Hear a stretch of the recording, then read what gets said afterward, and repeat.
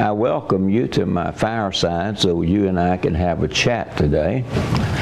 But the truth is, I'm really down and out today dealing with a problem apparently which I understand I don't have any chance to deal with it. So it all begun last Friday when I went to one of the Spafer meetings and Bishop John Shelby Spong spoke to us. And as he spoke, I kept thinking about the man I used to know. I met Spong personally, I guess, about 15 years ago at the Jesus Seminar. He always greeted me and we laughed together.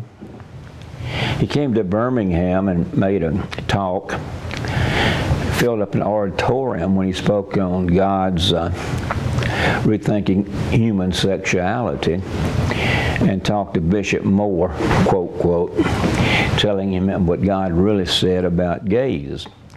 So I'm very attached to the man. He means a lot to me, and I've enjoyed his books.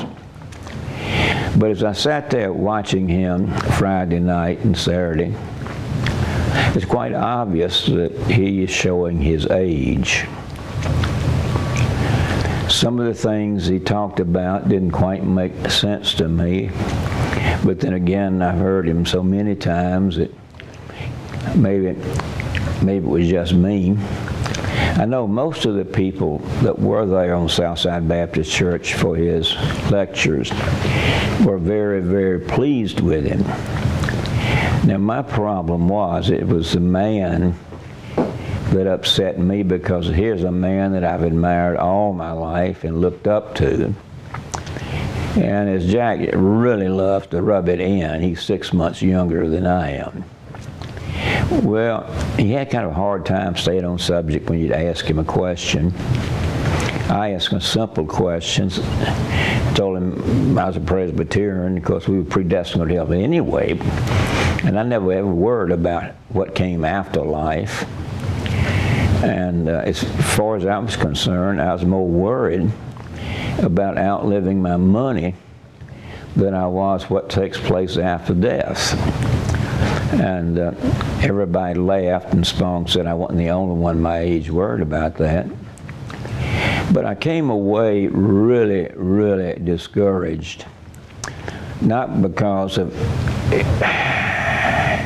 I don't know how to describe it, but it's a fact when you see a man that was once your hero, and now he's only 6 months younger than you are, and you realize how much he's gone down in the last few years, it really shook me up and really put me in a depression.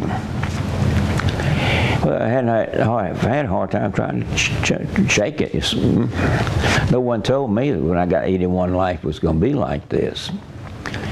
Well, Tuesday I went to see my doctor for the semi-annual checkup, and he got real stern about it, telling me, Ken, accept the fact you're 81 and there's not a darn thing you can do about it. He told me that not only once, but about 5 or 6 times. So what I'm going to have to try to do today is accept the fact I'm 81 years old, accept the fact I can't do anything about it. But I tell you one thing, it's not the easiest job I've ever had in my life. So I hope you'll remember me in your prayers as I struggle to deal with what's it like to be an old man. Thanks a million. Bye-bye.